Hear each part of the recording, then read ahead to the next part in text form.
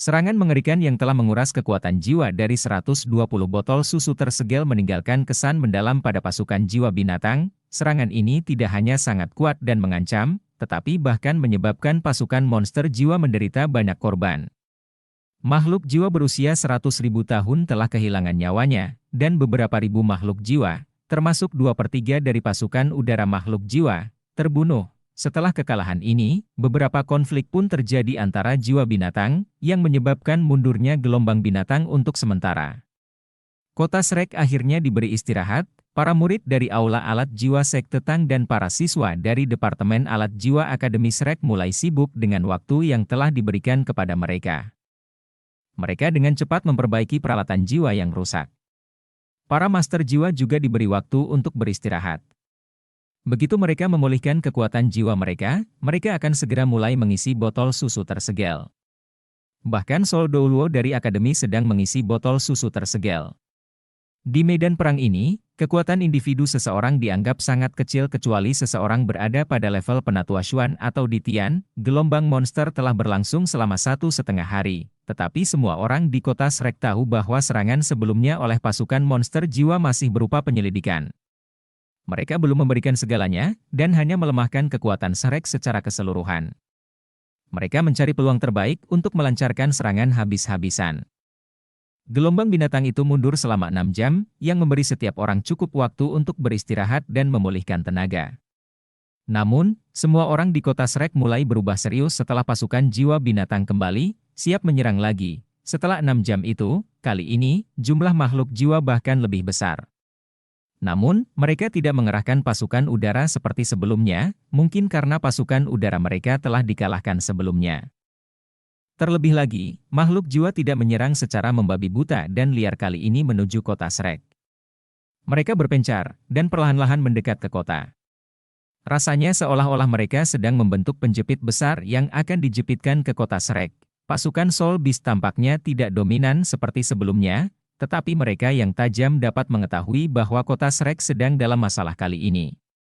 Itu karena makhluk jiwa tampaknya telah meninggalkan harga diri mereka, dan berhenti menyerang secara langsung untuk menyerang kota Shrek dari depan. Formasi yang mereka ambil jelas menandakan fakta bahwa mereka ingin mengepung kota sebelum menyerang dari semua lini, di atas tembok kota. Diskusi darurat diadakan, dan semua tetua dari Paviliun Dewa Laut naik ke puncak tembok kota. Setelah berdiskusi singkat, mereka langsung bertindak. Sisi selatan kota memiliki pertahanan terkuat. Namun, pertahanan kota harus beradaptasi jika ada perubahan pada titik fokus ofensif pasukan Soul Beast. Pada saat seperti itu, fleksibilitas benteng self-driving segala medan sangatlah penting. 61 benteng mengemudi mandiri segala medan tersebar di bagian atas tembok kota dengan cepat, dan mulai mendistribusikan diri secara proporsional di 3 sisi lainnya. Karena ada lebih banyak Zuge Divine Crossbow Cannon di sisi selatan, pertahanan di sana seharusnya mampu menahan makhluk jiwa. Namun, komandan pasukan Soul Beast tampaknya lebih pintar kali ini. Seperti yang diharapkan semua orang di kota Shrek, pasukan makhluk jiwa yang terdiri lebih dari 100.000 makhluk jiwa mengepung kota Shrek. Namun, mereka tidak menyerang setelah mengepung kota. Mereka berhenti sekitar 10 km jauhnya dari kota Shrek, dan sepertinya mereka sedang beristirahat. Hanya perlu meriam jiwa stasioner yang sangat kuat yang bisa mencapai jarak 10 km. Namun, ada banyak makhluk jiwa yang kuat di pasukan makhluk jiwa juga, yang juga mahir dalam serangan jarak jauh. Tidak akan terlalu sulit bagi mereka untuk mencegat peluru meriam jiwa stasioner tingkat atas, karena jumlahnya juga tidak banyak. Akibatnya, Shrek tidak melakukan apapun, dan pasukan Soul Beast tidak bergerak. Namun, perbedaan antara mereka dan pasukan Soul Beast adalah bahwa pasukan Soul Beast dapat memilih untuk menyerang kapan saja, tetapi mereka tidak bisa. Mereka hanya bisa secara pasif menunggu makhluk jiwa menyerang. Tanpa pasukan yang cukup, kota Shrek berada di bawah tekanan besar dari pasukan Soul Beast. Tidak ada yang tahu kapan makhluk jiwa akan menyerang. Mereka hanya bisa menunggu dan tetap waspada. Penantian seperti itu sungguh menyiksa. Untungnya, yang dibutuhkan para master jiwa saat ini adalah istirahat, namun, pasukan Soul Beast tidak memberi mereka lebih banyak waktu.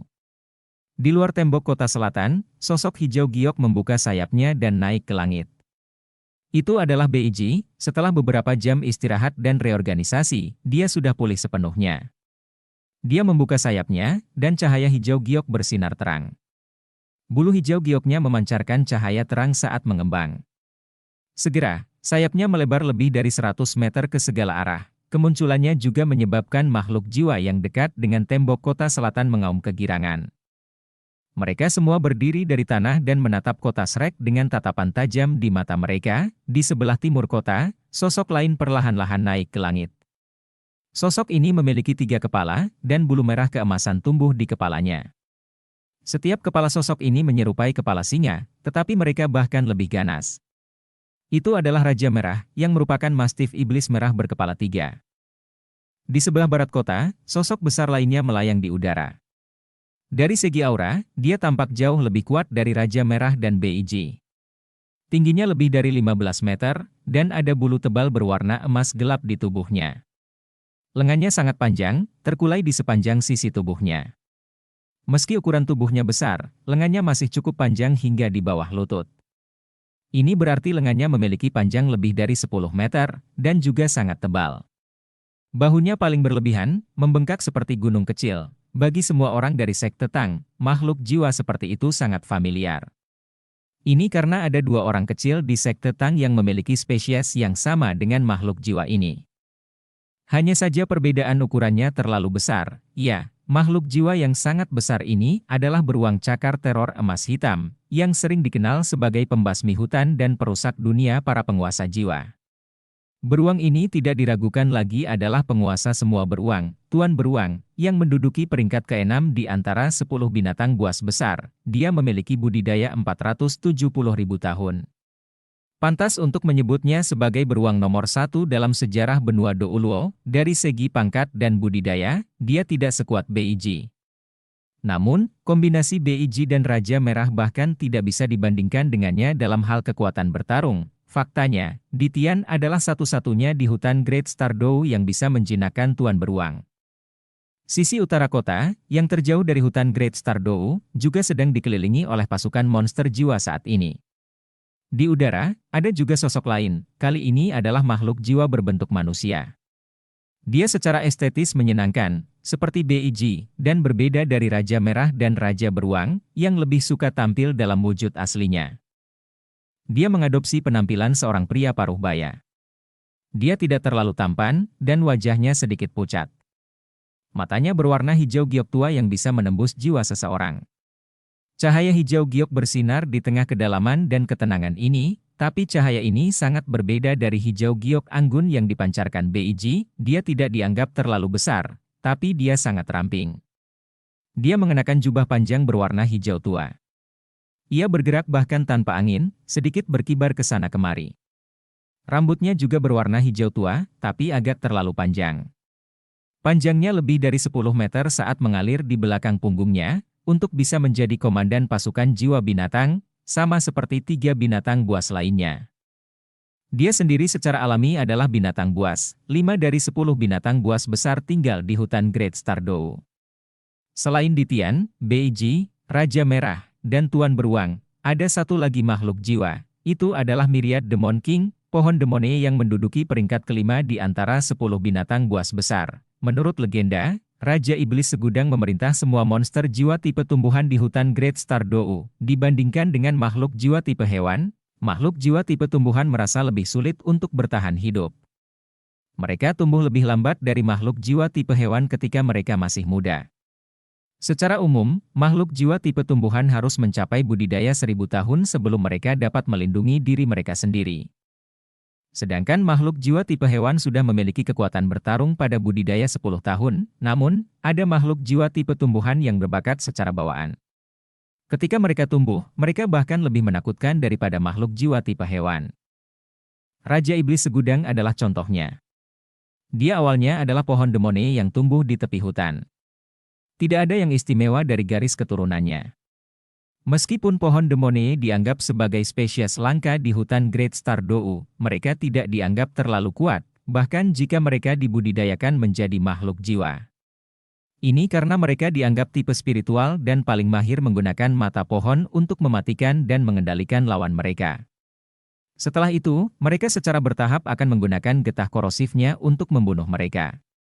Sementara lawan mereka membusuk, mereka akan berubah menjadi makanan bagi pohon mata iblis ini. Dalam hal mematikan, pohon demone tidak istimewa di antara makhluk jiwa tipe tumbuhan. Namun, Raja Iblis Segudang adalah sebuah anomali. Ia dianggap anomali karena ada jenis makhluk jiwa tipe tumbuhan lain yang tumbuh di sekitarnya. Tingkat kelangsungan hidup pohon mata iblis dianggap cukup tinggi di antara makhluk jiwa tipe tumbuhan, karena mereka tidak memiliki buah apapun yang menurut makhluk jiwa lainnya sangat menggoda. Selain itu, mereka bahkan mengeluarkan bau yang menyengat. Secara umum, tidak umum bagi makhluk jiwa lain untuk tertarik pada mereka, tapi ada beberapa jenis tanaman langka yang pernah hidup di sekitar Myriad Demon King, termasuk rumput roh abadi. Rumput roh abadi secara alami bersifat psikis. Saat mereka tumbuh, mereka memiliki kecerdasan yang mirip dengan makhluk jiwa biasa. Setelah beberapa waktu, mereka akan menjadi lebih kuat. Pada saat yang sama, mereka sangat bergizi, dan dianggap sebagai makanan bagi makhluk jiwa dan master jiwa. Hanya saja, kondisi pertumbuhan yang diperlukan untuk rumput roh abadi sangat ketat.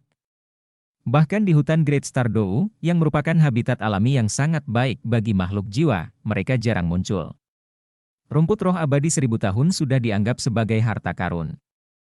Keuntungan terbesar yang dimiliki Raja Iblis Segudang dibandingkan rumput roh abadi ini adalah dia dilahirkan 10.000 tahun lebih awal.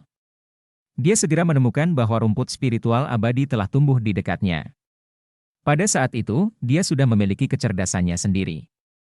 Terlebih lagi, dia memiliki beberapa kemampuan, dan setidaknya bisa menyebarkan aromanya ke area yang lebih luas. Hasilnya, Raja Iblis Segudang sangat memperhatikan rumput roh abadi ini, tidak peduli seberapa berbakat atau cerdasnya rumput roh abadi, itu hanya seperti selembar kertas kosong setelah ia lahir.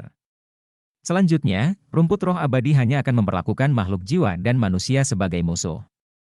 Ia tidak akan pernah memperlakukan tanaman lain seperti Raja Iblis Segudang sebagai musuh. Raja Iblis Segudang melindungi rumput roh abadi ini menggunakan baunya yang menyengat hingga tumbuh menjadi budidaya 1000 tahun. Pada saat itu, rumput roh abadi ini telah memperlakukannya sebagai sahabatnya dan bahkan mengembangkan rasa ketergantungan yang besar padanya. Setelah menoleransinya selama 1000 tahun, Raja Iblis Segudang akhirnya mengambil tindakan di rumput roh abadi ini. Faktanya, Raja Iblis Segudang tidak tahu apa hasilnya setelah dia melahap rumput roh abadi ini. Dia hanya melakukan upaya liar karena dia marah. Dia tidak ingin tetap berada di tepi hutan Great Stardew seumur hidupnya. Dia sangat iri dan cemburu pada makhluk jiwa yang kuat itu. Inilah sebabnya dia bertaruh untuk melihat manfaat apa yang mungkin dia peroleh dari rumput roh abadi ini. Rumput roh abadi yang berumur 1000 tahun ini pada akhirnya tidak siap melawan Raja Iblis Segudang, yang telah merencanakan ini selama berabad-abad. Di bawah korosi racun Raja Iblis Segudang, racun itu meleleh. Raja Iblis Segudang mencabutnya sepenuhnya dan berubah menjadi cairan sebelum mengoleskan cairan ini ke tubuhnya. Baginya, dia hanya akan menyia-nyiakan 1000 tahun, bahkan jika dia gagal. Bagi makhluk jiwa tipe tumbuhan, 1000 tahun bukanlah waktu yang lama. Sejak saat itu, Raja Iblis Segudang memasuki periode siksaan yang sangat lama. Meskipun rumput roh abadi ini sudah mati, ia membawa semangat balas dendam yang kuat, yang membuatnya sulit untuk menyatu dengannya. Biasanya, pohon demone dan rumput roh abadi adalah dua monster jiwa tipe tumbuhan yang tidak cocok. Namun, keajaiban terjadi ketika pembalasan rumput roh abadi dan kegigihan Raja Iblis Segudang digabungkan menjadi satu. Mereka mulai menyatu dengan cara yang sangat istimewa, meskipun fusinya lambat. Hal itu berhasil mengubah banyak kemampuan bawaan Raja Segudang. Seiring berjalannya waktu, dia bukan lagi pohon mata iblis murni lagi. Proses evolusi ini berlanjut selama 100 tahun, ketika Raja Iblis Segudang sadar kembali, dia menemukan bahwa dia telah menjadi sangat kuat. Dia memiliki kemampuan bawaan dari makhluk jiwa tipe tumbuhan yang paling menonjol. Raja Iblis Segudang sangat bertekad, telah menahan rasa sakit selama 100 tahun untuk menyelesaikan fusi. Dia tidak menjelajah lebih jauh ke dalam hutan Great Stardew setelah fusi. Dia terus berkultivasi di tempat dia dilahirkan, dan perlahan-lahan melahap makhluk jiwa dari budidaya yang lebih rendah. Myriad Demon King saat ini adalah hasil dari toleransinya di masa lalu. Dia memiliki budidaya 530.000 tahun sekarang dan menduduki peringkat kelima di antara 10 binatang buas besar. Peringkatnya lebih rendah dari BIG, tapi lebih tinggi dari Tuan Beruang. Dari 5 binatang buas besar di hutan Great Stardou, Raja Iblis Segudang mungkin adalah salah satu yang paling tidak ingin mereka hadapi jika mereka harus melawan salah satu dari mereka jika mereka memahami seluruh karakter mereka. Dia tidak memiliki kekuatan Ditian atau kekuatan ledakan dari Tuan Beruang, tapi dia sama kejamnya dengan ular berbisa, dan bahkan memiliki kesabaran yang lebih unggul dari kebanyakan makhluk jiwa biasa. Dia jelas merupakan musuh yang menakutkan. Setelah Ditian mengetahui keberadaannya, dia ingin dengan paksa menahannya di dalam tempat pembantaian sehingga dia bisa memantau Raja Iblis Segudang. Ini karena Raja Iblis Segudang telah menguasai makhluk jiwa di lebih dari sepertiga wilayah periferal hutan Great Stardou. Dengan bantuannya, makhluk jiwa tipe tumbuhan mampu berkembang pesat. Ditian tidak membunuhnya karena takut. Tanaman dianggap sebagai garis pertahanan terakhir hutan Great Stardou. Raja Iblis Segudang menguasai sebagian besar monster jiwa tipe tumbuhan, yang membuatnya sangat penting bagi hutan Great Stardou. Bahkan Ditian tidak berani membunuhnya. Ditian bahkan percaya bahwa keberadaannya lebih penting daripada keberadaan Beiji. Saat ini, tidak ada makhluk jiwa tipe tumbuhan di pasukan makhluk jiwa di bawah Raja Iblis Segudang di sisi utara kota Shrek. Ini juga merupakan persyaratan yang Ditian miliki untuknya sebelum perang ini dimulai. Semua makhluk jiwa tipe tumbuhan yang dia perintahkan tidak diizinkan menjadi bagian dari gelombang binatang ini. Alasannya sangat sederhana, mereka diperlukan untuk menawarkan jalan keluar menuju hutan Great Stardou. Jika gelombang binatang ini gagal dan makhluk jiwa menderita kerugian besar, makhluk jiwa tipe tumbuhan yang dikendalikan oleh Raja Iblis Segudang setidaknya bisa melindungi pasukan makhluk jiwa saat mereka mundur kembali ke hutan. Angsa Zamrud, pohon mata iblis, beruang cakar teror emas hitam, dan mastif setan merah berkepala 3. Saat ini, 4 binatang buas besar di hutan bintang besar Dou telah muncul di medan perang ini. Keempat binatang buas ini mengepung kota Shrek, yang berarti perang antara makhluk jiwa dan Akademi Shrek akan memasuki klimaksnya. Kota Shrek sedang menunggu bala bantuan, dan 5 binatang buas besar secara alami mengetahuinya. Akademi Shrek terlalu penting. Jika kota Shrek dikuasai, kekuatan untuk menahan makhluk jiwa di hutan bintang besar Dou akan berkurang 1. 3 kerajaan di benua Doulo tidak akan rela melihat hal seperti itu terjadi. Sangat penting untuk mengirim bala bantuan untuk membantu Akademi Shrek. Kota Shrek mengulur waktu, sementara makhluk jiwa secara alami berjuang untuk waktu. Jika mereka berhasil menembus kota Shrek dan menghancurkan Akademi Shrek sebelum bala bantuan tiba, bala bantuan apapun yang datang setelah itu tidak akan ada artinya dan tidak berarti. Akibatnya, keempat binatang buas ini memutuskan untuk melancarkan serangan terhadap kota Shrek bahkan setelah kerugian besar yang mereka derita sebelumnya. Tentu saja, ini tidak berarti bahwa mereka akan berpartisipasi secara langsung dalam pertarungan. Sebaliknya, mereka akan mempertahankan benteng di 4 arah berbeda, dan intensitas serangan mereka akan bervariasi. Makhluk jiwa mengincar tenaga tentara pertahanan kota Shrek yang kewalahan. Bahkan jika mereka harus melepaskan harga diri mereka harus memanfaatkan kesempatan ini untuk menghancurkan kota Shrek. Ini menunjukkan betapa tekadnya mereka. Mereka ingin menyambut kembali Ditian dengan kemenangan besar. Tuan Beruang mengeluarkan raungan yang mengejutkan dan geram. Dia berada di sisi barat kota, dan pihaknya lah yang mengambil langkah pertama. Gelombang binatang yang menakutkan itu mulai melonjak ke depan seperti gelombang pasang. Komandan di masing-masing pihak juga memberi perintah untuk menyerang. Kota Shrek kini diserang dari segala sisi, dan seolah-olah tsunami melanda kota dari segala arah. Inilah kekuatan sebenarnya dari gelombang binatang ini. Ketika mereka menyerang habis-habisan, mereka berhasil memanfaatkan keunggulan numerik absolut mereka. Semua tetua pavilion Dewa Laut telah berkumpul di puncak tembok kota sekarang. Mereka dan murid-murid halaman dalam didistribusikan di sepanjang bagian tembok kota. Benteng self-driving segala medan dan Zuge Divine Crossbow Cannon juga siap digunakan. Waktu Doulo Sising dengan cepat naik ke langit, dan suaranya bergema saat dia menggunakan alat jiwa penguat suara yang kuat. Prajurit kota Shrek, guru dan siswa Akademi Shrek, saya petugas pertahanan kota, Sising. Pasukan makhluk jiwa akan datang untuk kita. Ini adalah pertarungan yang tidak bisa kita hindari. Akibat dari kegagalan adalah kematian. Bukan hanya kita saja yang akan mati, semua warga sipil di kota Shrek juga akan mati bersama kita. Demi kemuliaan Shrek, dan untuk diri kami sendiri, Saya mohon kepada Anda semua untuk menunjukkan keberanian dan kekuatan terbesar Anda untuk bertarung. Dia meneriakkan beberapa kata terakhir dengan marah. Hidup Shrek! Hidup Shrek! Hidup Shrek! Puji Shrek! Kemuliaan bagi Shrek! Kemuliaan bagi Shrek! Ayo berjuang demi kejayaan Shrek! Mereka membara dengan semangat sekarang. Pada saat ini, semua orang di Shrek, terlepas dari apakah mereka seorang prajurit, siswa, guru, atau orang tua, apakah mereka berasal dari halaman dalam atau luar, semuanya berkumpul menjadi satu. Mereka hanya punya satu tujuan, memaksa gelombang binatang itu mundur. Itulah satu-satunya cara agar mereka dapat menjamin kelangsungan hidup mereka. Kekuatan Shrek akhirnya keluar pada saat ini. Di bawah perintah Sising, Zhuge Divine Crossbow Cannon ditembakkan. Wush, suara menusuk bergema saat seberkas cahaya menyilaukan melesat ke atas tembok kota. Garis-garis cahaya ini tersebar ke segala arah. Bahkan dengan kemampuan BIG, dia tidak bisa menutupi semuanya. Kali ini, peluru meriamnya tampak lebih besar dari sebelumnya. Mereka tidak hanya mencakup wilayah yang terbentang dalam radius 5 km dengan tembok kota sebagai pusatnya.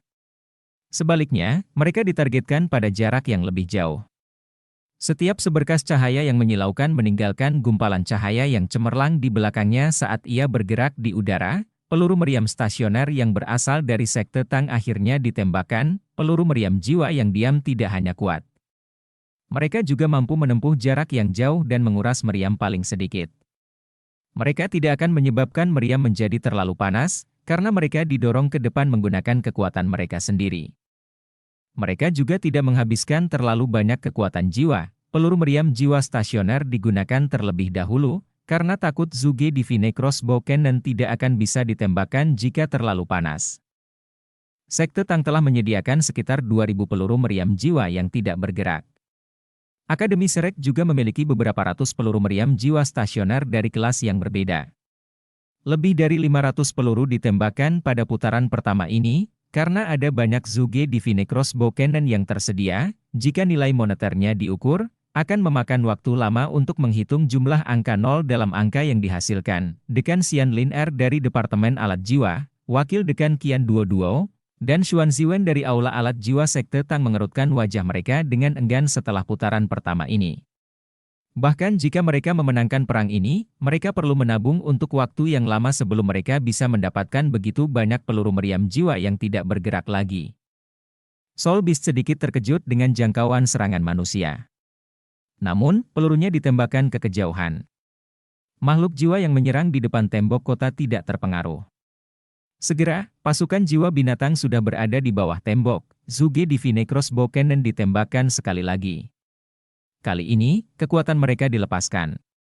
Saat sejumlah besar peluru meriam menghujani, bom eksplosif mulai menelan dan menyerang monster jiwa yang menyerang. Pada saat ini, dentuman yang dihasilkan dari ledakan peluru putaran pertama baru saja bergema di udara. Sekitar sepertiga dari 500 peluru berhasil dicegat.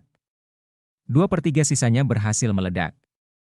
Jeritan tragis dari makhluk jiwa dapat terdengar di tengah ledakan mengerikan yang disebabkan oleh ledakan tersebut. Meskipun beberapa peluru tersebut dapat dicegat, kekuatan ledakannya masih lebih unggul dibandingkan bom peledak biasa dari Zhuge Divine Crossbow Cannons. Saat peluru meriam jiwa stasioner kelas 7 mendarat di antara makhluk jiwa, ruang di seluruh wilayah yang terkena dampak ledakan berikutnya benar-benar runtuh. Lingkaran hitam mulai menyebar, dan baru berhenti ketika diameternya mencapai 300 meter. Kemudian, wilayah hitam ini mulai terdistorsi secara hebat, dan sambaran petir yang tak terhitung jumlahnya mengelilingi wilayah ini. Aliran udara yang dipenuhi aura destruktif mulai menyebar. Nama peluru meriam jiwa stasioner kelas 7 ini adalah petir neraka. Kekuatan penghancurnya yang mengerikan langsung merenggut nyawa ribuan makhluk jiwa, sementara peluru meriam jiwa stasioner kelas 4, 5 dan 6 lainnya lebih lemah, masing-masing masih berhasil melukai dan membunuh banyak makhluk jiwa. Segera, Sising menemukan bahwa cangkang meriam jiwa stasioner Sekte Tang jauh lebih kuat daripada cangkang yang diproduksi oleh Akademi. Praktis tidak ada cangkang kelas 4 dan hampir tidak ada cangkang kelas 5. Kebanyakan dari mereka adalah kelas 6 atau kelas 7. Ledakan setiap peluru berhasil mempengaruhi wilayah yang luas. Ledakan tersebut sangat mematikan, dan dia terengah-engah saat menyaksikan ledakan yang terjadi, karena pertahanan di tiga sisi kota lainnya lebih lemah, mereka diperkuat dengan peluru meriam jiwa yang lebih stasioner. Saat ini, keempat binatang buas semuanya tercengang saat mereka menyaksikan berbagai peluru meriam meledak. Mereka tidak menyangka manusia memiliki senjata mengerikan seperti itu.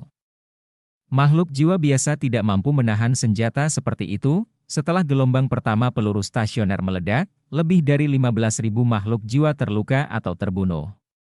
Kebanyakan dari mereka telah meninggal, hanya ada sedikit makhluk jiwa yang terluka.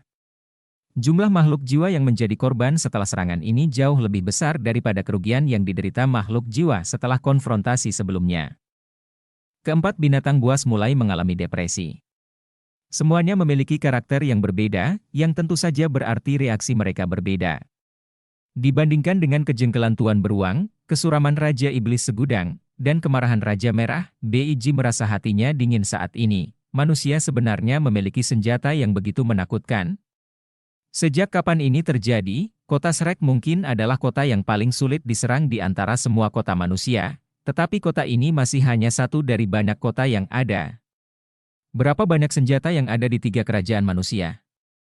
Apakah makhluk jiwa dari hutan Great Stardow mampu melawan senjata ini dengan darah dan daging mereka, dan akhirnya meraih kemenangan? Mungkin tidak sulit untuk memusnahkan kota Shrek. Namun, akan sangat sulit memusnahkan seluruh umat manusia. Kerugian yang mereka derita akibat menyerang kota Shrek sejauh ini telah melebihi perkiraan mereka sebelumnya. Namun, mustahil bagi mereka untuk berhenti di tengah jalan. Tidak mungkin mereka bisa mundur lagi. Emerald Swans, mulailah penyembuhan dengan seluruh kemampuanmu, BIG berbicara dengan suara yang aneh. Mengikuti kata-katanya, sosok hijau giok mulai dengan cepat naik ke langit tidak jauh darinya, mereka adalah angsa yang ditutupi oleh cahaya hijau giok terang. Setelah mereka naik ke langit, mereka langsung terbang ke empat penjuru. Masing-masing dari mereka melepaskan cahaya lembut berwarna hijau giok dari tubuh mereka. Dan mereka mulai menyembuhkan makhluk jiwa yang terluka oleh ledakan tersebut, mereka berasal dari spesies yang sama dengan BIG. Selama bertahun-tahun, dia telah melindungi dan mengasuh mereka untuk menjadi tim penyembuhan di hutan Great Stardow. Emerald Swans tidak memiliki kekuatan pertahanan, dan jumlahnya hanya 100. Mereka tidak seharusnya muncul di medan perang, karena hutan tidak boleh kehilangan satupun dari mereka. Namun, BIG tidak punya pilihan selain memanggil mereka, mengingat banyaknya korban saat ini. Dia tidak mungkin menyembuhkan semua makhluk jiwa sendirian. Satu-satunya kabar baik bagi pasukan makhluk jiwa adalah bahwa makhluk jiwa garis depan telah menyerbu ke tembok kota Shrek sekarang. Serangan jarak jauh yang tak terhitung jumlahnya ditargetkan ke arah atas tembok saat ini, seolah-olah itu adalah hujan meteor. Semua master jiwa melakukan yang terbaik untuk mengaktifkan pelindung jiwa mereka untuk bertahan melawan serangan jarak jauh. Namun, keempat binatang buas telah ditentukan kali ini. Makhluk jiwa yang menyerang di depan adalah makhluk jiwa 1000 tahun, dan mereka dipimpin oleh sejumlah besar makhluk jiwa 10.000 tahun. Makhluk jiwa berusia 100 tahun bahkan tidak diizinkan untuk bergabung di garis depan. Hal ini berhasil meningkatkan kekuatan pertahanan dan serangan monster jiwa secara signifikan, dan daya rusak dari Zuge Divine Crossbow Cannon turun drastis. Monster jiwa 10.000 tahun masih merasa baik-baik saja untuk menahan serangan bom eksplosif. Jika sejumlah besar monster jiwa berusia 10.000 tahun bertahan bersama, mereka akan sangat mengurangi tingkat mematikan dari meriam panah ilahi Zuge. Sementara monster jiwa berusia 1000 tahun di belakang monster jiwa berusia 10.000 tahun melepaskan serangan jarak jauh tanpa henti. Menuju kota Shrek, mereka tidak hanya menyerang bagian atas tembok kota, mereka juga menyerang tembok kota. Ledakan yang luar biasa bergema saat berbagai warna gelombang cahaya dan gelombang kekuatan jiwa terlihat mengelilingi kota Shrek. Pertarungan telah mencapai tahap yang intens sejak awal, dekan Xian. Sising segera menoleh untuk melihat Xian Lin Er setelah melepaskan turbulensi ruang waktunya. Xian Lin Er mengertakkan gigi, dan otot pipinya sedikit bergetar. Setelah ini, dia berteriak, tembak semua peluru meriam jiwa yang tidak bergerak. Jangan menahan apapun. Serangan makhluk jiwa itu terlalu ganas. Makhluk jiwa 10.000 tahun di garis depan mereka memberikan tekanan besar pada kota Shrek. Dalam keadaan seperti itu, dia tidak bisa lagi menaruh keterikatan sentimental pada cangkang meriam, dan harus menggunakan semuanya peluru meriam stasioner ditembakkan ke kejauhan sekali lagi, dan tersebar ke berbagai arah untuk menghentikan cadangan pasukan monster jiwa agar tidak mengikuti monster jiwa garis depan. 61 benteng self-driving juga terlibat dalam pertarungan.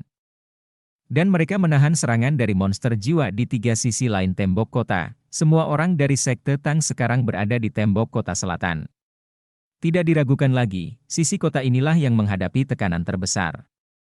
Sementara serangan yang dilancarkan terhadap 3 sisi kota lainnya juga sangat kuat. Monster jiwa berusia 10.000 tahun dalam jumlah terbesar menyerang ke arah sisi selatan kota Shrek, Bei, Susanshi, Jiang Nanan, Hichaito, Xiao Xiao, Ji Juan, Jing Xian, Nana, Mo Xuan dan yang lainnya semuanya menunggu saat mereka menerapkan formasi yang ketat. Mo Xuan telah memasuki medan perang di bawah perlindungan seorang tetua dari Paviliun Dewa Laut. Dia diberi akses prioritas ke botol susu tersegel. Karena dia diperlukan untuk menawarkan dukungan tambahan di medan perang. Dengan adanya dia, kekuatan bertarung keseluruhan dari para master jiwa dapat ditingkatkan sebesar 20%. Tidak jauh dari semua orang dari sekte Tang ada beberapa wajah yang dikenalnya, Dai Huabin, Julu, Ning Tian, Wu Feng, Xie Huanyue, Cao Jinxuan, Yao Xichen dan saudara perempuan Lan. Mereka juga siap bertarung. Bagaimanapun, ada batasan berapa lama alat jiwa mereka bisa bertahan. Setelah botol susu tersegel habis, perang kontak jarak dekat yang brutal pasti akan terjadi. Para tetua dari Paviliun Dewa Laut dan para guru dari Akademi Shrek menghadapi monster jiwa terkuat. Bahkan ada lebih banyak lagi makhluk jiwa 10.000 tahun dan 1.000 tahun yang mengandalkan makhluk jiwa terkuat dari hutan bintang besar Dou untuk melindungi mereka. Bei berbalik dan berkata kepada rekan satu timnya, nanti, kita harus tetap bersatu saat bertarung. Kakak Ji, kamu ambil bagian depan. Sanshi dan aku akan melindungi sisimu. Ji Juan mengangguk dan memegang pedang penghakiman sambil berjalan ke sisi Bei. Saat ini, dia sangat bersemangat. Baginya, perang itu seperti pertarungan, dan keinginan bertarungnya telah lama tertanam dalam darahnya. Bei kemudian berkata kepada yang lain, Nanan, Xian, kalian berdua akan mendukung dan berkoordinasi di samping. Nana, kamu akan berkoordinasi dari belakang sementara Xiao Xiao akan menjadi pengontrol utama di belakang kakak Ji. Caito, kamu akan mengawasi dan mengatur situasi dari belakang Xiao Xiao. Bagaimana dengan kita, senior tertua? Nan Qiu dan Ye Gui mulai mendekatinya dari samping Nan Shui. Bei tidak menugaskan mereka apapun. Ini karena kurangnya chemistry mereka dengan orang lain dari sekte Tang. Pada saat kritis ini, mereka tidak dapat mempengaruhi kesatuan tim mereka. Elder Nan Shui, Anda, Qiu, dan Gui akan menjadi cadangan kami. Formasi kita tidak boleh terlalu besar, kita akan mengambil risiko bertemu terlalu banyak makhluk jiwa sekaligus. Jika Ji Juan tidak mampu bertahan di depan, saya ingin Anda menggantikannya, penatua Nan Shui. Gui dan Qiu, ini sama untuk kalian berdua. Anda harus terus memantau situasi kami. Begitu seseorang kehabisan tenaga atau terluka, kalian berdua akan menjadi penggantinya. Nan Qiu dan Ye Gui tidak senang karena mereka tidak segera dikirim ke medan perang. Saat mereka hendak berdebat, mereka ditarik kembali oleh Nan Shui. Nan Shui mengangguk ke arah Bei dan berkata, tidak masalah. Mari ikuti instruksi pemimpin sekte. Bei menarik napas dalam-dalam dan memperlihatkan ekspresi bingung di wajahnya. Junior kecil, kapan kamu kembali? Akan sangat menyenangkan jika kami mengajakmu.